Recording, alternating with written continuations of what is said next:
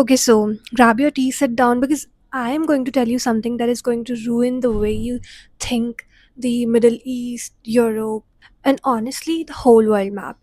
What if the Ottoman Empire never fell?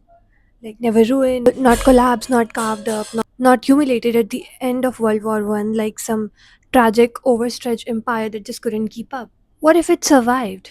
And what if I told you that it almost did? Alright, so context first, because I refuse to just throw you into a counterfactual without giving you the actual picture, because that would be so rude. The Ottoman Empire, at its absolute peak, ruled over 5.6 million kilometers. We're talking about today's modern Turkey, Greece, Lebanon, Syria, Palestine, Egypt, Hungary, Jordan, Saudi Arabia, and we can genuinely go on. This wasn't just an empire, this was the empire. And like for 600 years, Constantinople, today's Istanbul, was the beating heart of the known world. Three continents, one throne, and one sultan, and then just slowly and suddenly it all came apart. By the 1800s, people had started calling it the sick man of Europe. Territories were bleeding away, nationalist movements were everywhere, like erupted everywhere, and then the World War came and gone, and the job was done. By the end of the 1920s, the empire was gone. Mustafa Kemal Ataturk declared the Republic of Turkey, and 6 centuries of history just folded up and walked out of the door. But here's what I keep thinking about: what if it hadn't? The point of divergence. Okay, so this is the fun part. Every counterfactual needs what historians call a point of divergence. The single moment where timeline splits. And I have the perfect one. 1914. The Ottoman Empire deciding whether to join World War or not. Now, and this is very crucial. Like the Ottomans didn't have to join. There was a faction led by the Grand Vizier Sayyid Halim Pasha, who desperately wanted to keep the empire neutral. They saw it as some European catastrophe that the Ottomans had absolutely no business dying in. But then there's Anwar Pasha, brilliant, ambitious, and completely obsessed with Germany, and arguably the most dangerous man in the room.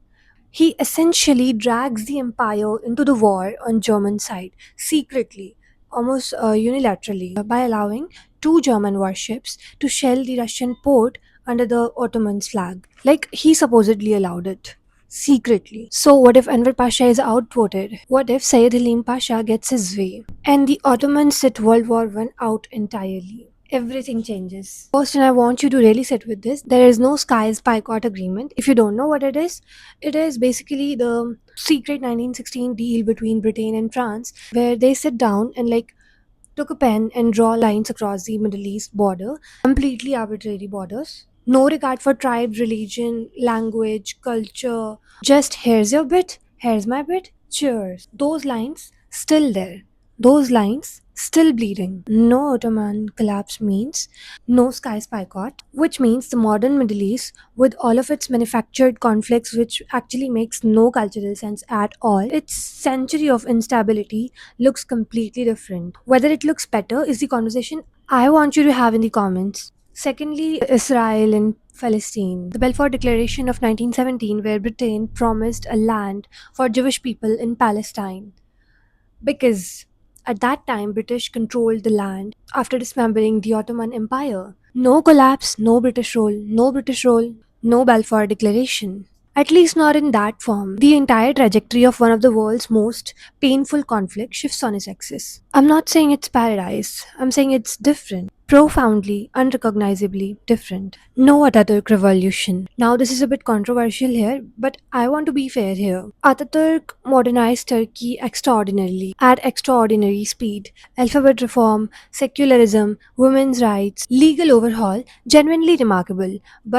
But it came with a suppression of Kurdish identity. It completely erased the heritage of Ottoman Empire, like erasure of Ottoman Empire. They set a very particular vision, idea of what modernization actually should look like. A surviving empire might have modernized differently, slowly, perhaps inclusively, or perhaps not at all. That tension is exactly what makes this question so delicious. And fourth, that's my favorite one. Like, what would have the surviving empire of Ottoman Empire would have looked like in the Cold War? Do the Americans try to pull it to west, or the Soviet try to pull it east? And does an empire spanning the Middle East, North Africa, and Southeast Europe become the most strategically coded entity on the entire planet? Yes, almost certainly yes. And that changes the Cold War entirely. But let's be honest. Now, because I respect you too much to give you only one side of the story, let's be honest and talk about the problem. The Ottoman Empire in 1914 was not a healthy institution. It was deeply in debt to European banks, and its military had been losing wars for a century. Armenian, Greek, and Arab nationalist movements were not just simply going to disappear just because the empire survived. If anything, the tension might have intensified. An empire that survived World War I still has to reckon with the 20th century, with democracy, with self determination, with the idea spreading like a wildfire across the globe that people have the right to choose their own government. Could a 600-year-old imperial structure adopt to that? Some did. Look at Britain, slowly and painfully transforming into a commonwealth. Could the Ottomans have done something similar, like a federation, some autonomous state, perhaps of semi autonomous states, under a symbolic sultanate? Maybe. Or maybe it collapses in 1950 instead of 1922, and we end up in an even messier world. That is uncertainty. That is what history actually is. It's not clean, it's not inevitable. It's a series of decisions made by flawed, ambitious, and terrified human beings. And it could always, always have gone another way. Okay, so here's what I want to know from you. Do you think a surviving Ottoman Empire would have been genuinely better for the Middle East? Just a different kind of complicated. Because I've read the arguments both sides and I genuinely cannot make up my mind to one side. That's what makes it worth talking about. Drop your take in the comments. See you in the next video, hopefully.